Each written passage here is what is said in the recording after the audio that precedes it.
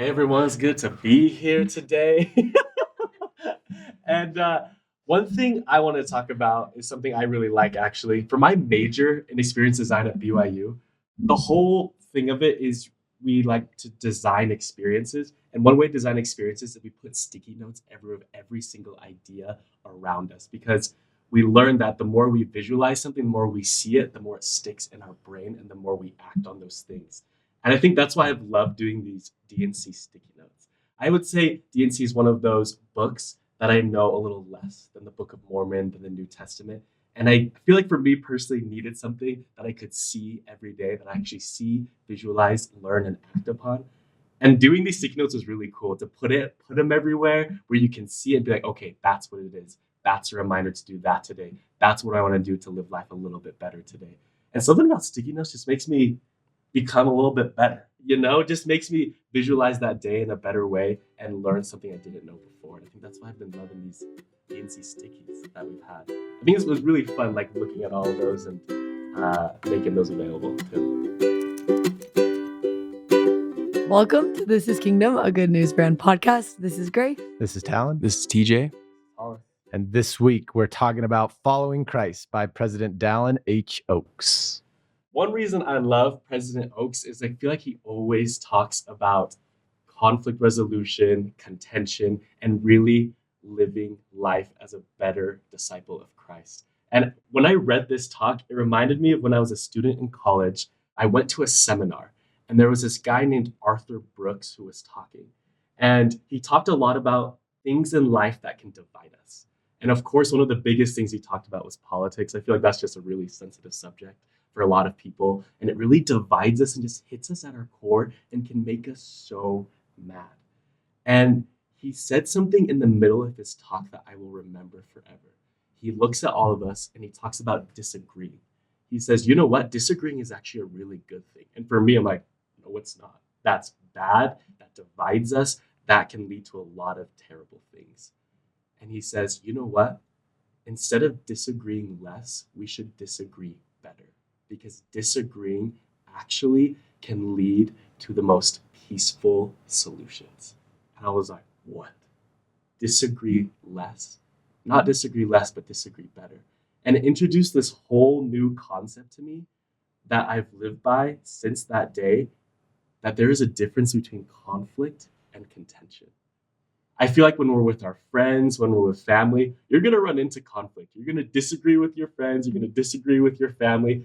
You're going to disagree with people at church. You're going to disagree with people in every single area of your life. But the moment it drives the spirit away, the moment that it will be something that will actually be a negative thing is when you allow the conflict to become contention. We read in the scriptures all the time that contention drives the spirit out. Contention is not of God. But you read in the scriptures too that so many people have conflicts. So many people disagree about things. But they find a way to let that conflict make them grow. And I think that's a big difference between people, is they allow conflict to help them navigate to the solution instead of it allowing them to become contentious. And I think of Christ in the scriptures so much too. He had a lot of conflict. There was a lot of people that needed him, and he was in so many uncomfortable situations where the conflict was huge.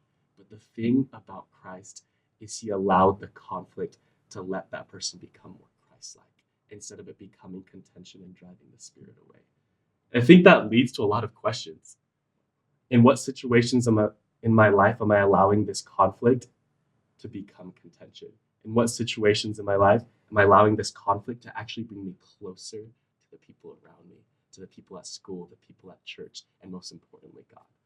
Yeah, I think the thing that makes this so difficult is it's really easy to go to extremes. It's easy to go to the extreme of contention, and it's easy to go to the extreme of avoidance because the answers are a lot more simple in both of those. Contention is, oh yeah, if this person does this, I'm gonna get mad, I'm gonna, yell, I'm gonna do this, and or when this happens, I'm gonna not say anything. I'm just gonna hide. I'm just gonna bounce. Those are very easy. But when you start to come into the middle, that's where it gets difficult because it looks different every time. But the thing that's common in that is being able to be influenced by the Holy Ghost.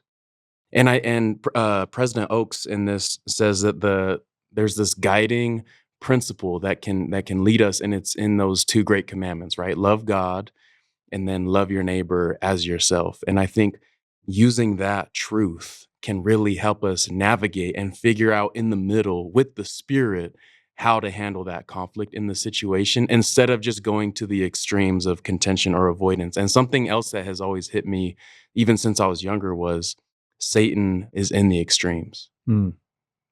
That's so good. Yeah. It's such a good point. And I think of both extremes. Neither extreme feels good. When I have contention in my life, I hate it. Like I feel so off when I have contention in my life. And same thing, if I have something that I'm avoiding, that I'm not bringing up, maybe there's not contention externally, but I feel so much contention internally. And I think that's why it's important to understand that peacemaking, what the prophet's asking us to do and what other Oaks is asking us to do, is so much more than just agreeing with everything that everybody says or doing whatever anybody wants.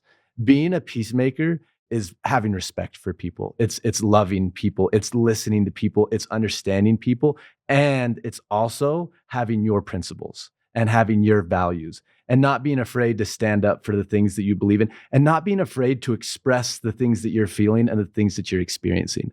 And somebody said just this week, I heard him saying, I loved it. They just said, clear is kind. And I think in that peacemaking ground is where we communicate clearly. We express what's happening, and it allows us not just to avoid contention, but it allows us to build unity. It allows us to build peace, even amidst differences or disagreements. A thought just came to my mind, Tal, as you were saying that. Some of the strongest marriages I've seen is a man and a woman who know how to handle conflict well. It's not a marriage or a relationship where they avoid contention, where they avoid conflict, where they avoid all these things. Because when you do that, resentment starts to build and you start thinking all these things and it builds up until you just blow up, right? But it's addressing conflict in a relationship. And I feel like we can do that with our relationship with our friends and with God too. If there's something that's going on with God, you're like, oh, I don't like this. This is not good. Talk to him about it. Counsel with him. There's a reason he's called the counselor. Counsel with God, and he will help that conflict become peace. Okay, well, I'm just gonna be 100% for real with you right now. I'm actually awful at this. Like, I know me as a person.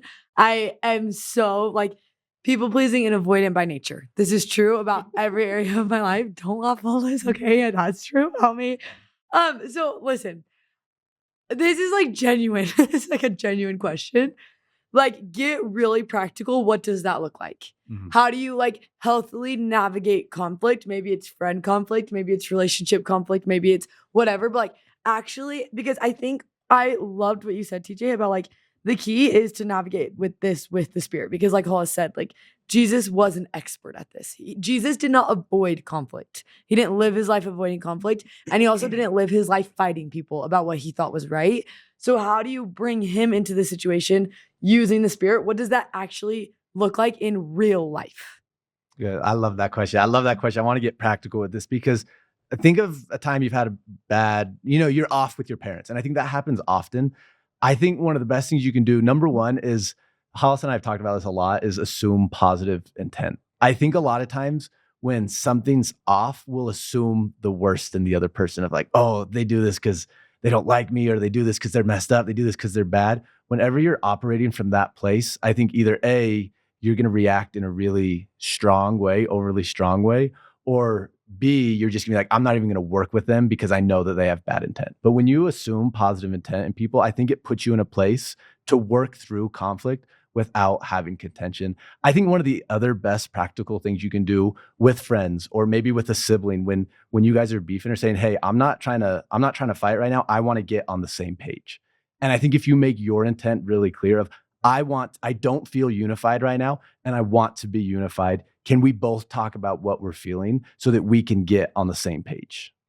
I think I love that. I think another thing that I think of, one of the biggest takeaways for me from college was if you just have a little bit more information and a little bit more research, you can make a better intentional decision, way better than just going with the flow of what you know. There's another quote, I think it might be from President Packer, where he says, information precedes revelation. And so one of the best things I think we can do in these situations is just to go learn a little bit more about communication skills. I think learning more knowledge, and knowledge is a great, Christ-like attribute too. But if we just learn a little bit more of those true principles, I think it will allow God to guide us a little bit better. And one just that I'm thinking of is I feel statements. For me, I feel statements, and you can go Google that and you can go learn. And I'm still trying to learn how to best use them.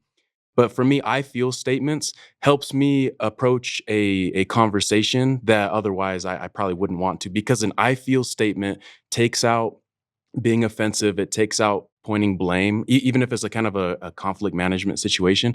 And then it allows yourself to share what you're feeling and what you're experiencing and assuming good intent actually in that conversation. And then coming and asking like, hey, this is my experience. I'm sure you didn't mean that. What do you think? How can we work this out together? And so, but I guess just intentionally learning some skills and some things can help, whether it's through therapy or books or online. Lots of great resources. That's what I think. What I love about Christ in the New Testament, I think is one of his best attributes in a conflict leading scenario is that he was slow to react. Being slow to react is so vital because being slow to react makes space for curiosity.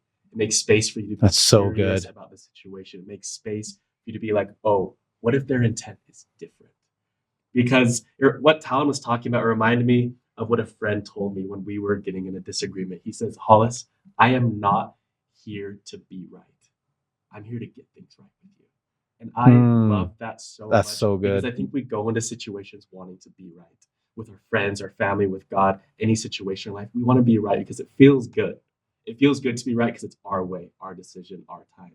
But when we go in there, I want to get things right. I want to be slow to react. And I just want to be curious about your situation. Because when you do that, I think it actually increases the love you have for that person. Because you know, if you're in a conflict with someone, both of you actually are just good people trying to get the best out of life. Let's assume positive intent. Let's stay curious and know that avoiding contention can bless our life and just make us become so much more Christ-like and move towards that same goal. One of my favorite stories is when the woman caught in adultery is thrown at Christ's feet. And I've heard a lot of different explanations for why Christ bent down and drew in the sand. One of my favorites, what I feel like though, is he didn't want to be reactive. He needed a moment, I think, to gather his thoughts and to say, let me process before I respond. And it's something that I've thought about a lot. So many of the moments that I've regretted is when I was so quick to say something or so quick to jump to a conclusion that I wish I would have taken time to just draw in the sand.